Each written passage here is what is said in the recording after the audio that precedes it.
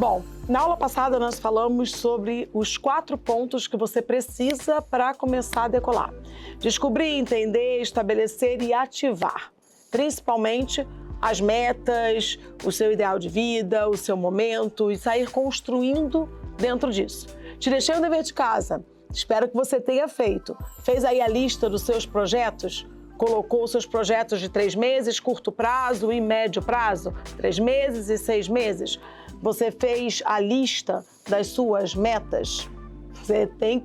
Você precisa ter isso em mãos para que isso seja o seu norte e você não se perca no meio do caminho.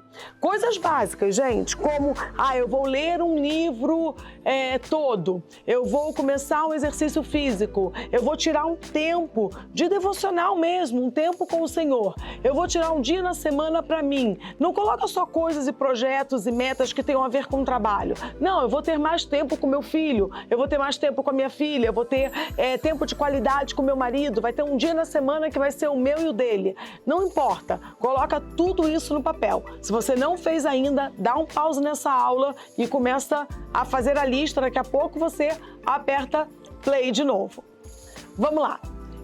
Eu queria falar com vocês sobre algumas coisas que eu uso para tentar me organizar nessas questões. Eu tenho aprendido, primeiro, que nós não conseguimos ser boas em tudo. Eu tinha assim, muita convicção que eu poderia tocar várias coisas ao mesmo tempo e não teria problema de eu meio que atropelar uma coisa na outra. Com o passar do tempo, dos anos, eu fui entendendo que era muito melhor eu fazer menos coisas, mas pontuá-las melhor e organizar. E isso me gerara uma satisfação e não uma insatisfação de estar fazendo poucas coisas. Como assim? Talvez você não seja esse tipo de pessoa, mas eu sou uma pessoa que gosta de movimentar muita coisa ao mesmo tempo. Eu acabava me perdendo, o Giba falava muito para mim sobre isso. Roberta, acaba que você está fazendo muita coisa, mas movimentando pouca coisa. Então tá muita coisa na frente, mas movimentando poucas coisas, realmente saindo do lugar. Sabe, tudo de pouquinho não adianta, não vai trazer bom resultado. Então é importante você focar mais, entender o que você precisa e escolher quais são os ovos que vão estar na sua cesta nesse momento. Eu agora vou mudar um pouco a forma de falar para você entender. Vou falar um pouco sobre se preparar para uma viagem. Eu gosto muito de usar esse paralelo com a nossa vida profissional, ou até mesmo a sua vida com seus filhos, a sua casa, com seu marido. Você precisa entender que quando você se prepara para uma viagem, você pega todos os passos.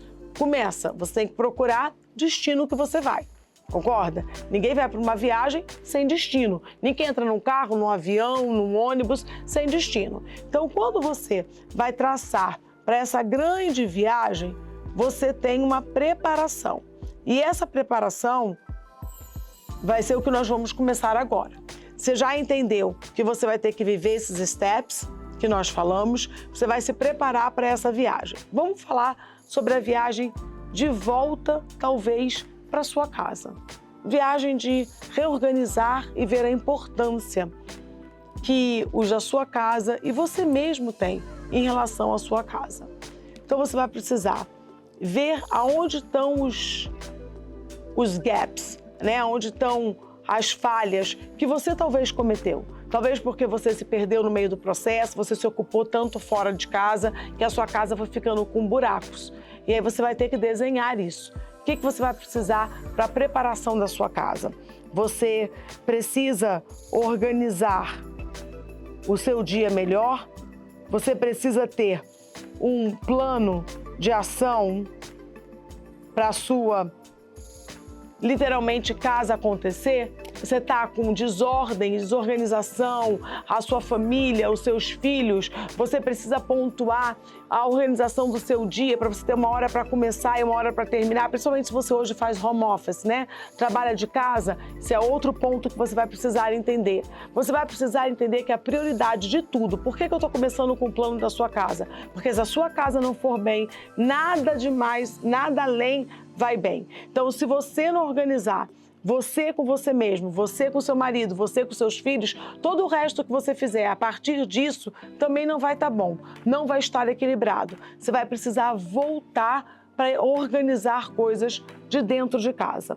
Você precisa, Roberta, eu tirei algo que me equilibrou para poder fazer as coisas. Foi tempo com Deus. Então eu acordo todos os dias, não importa se é rápido ou 5 minutos, 10 minutos, 20 minutos, meia hora, ou se eu consigo ter um tempo maior. Eu tiro um tempo para minha devocional com Deus. Parece que ali naquele momento eu zero um pouco. Mesmo que a noite não tenha sido tão boa, que eu já acordei com muitas coisas pensando, eu zero a minha mente. É como se eu resetasse.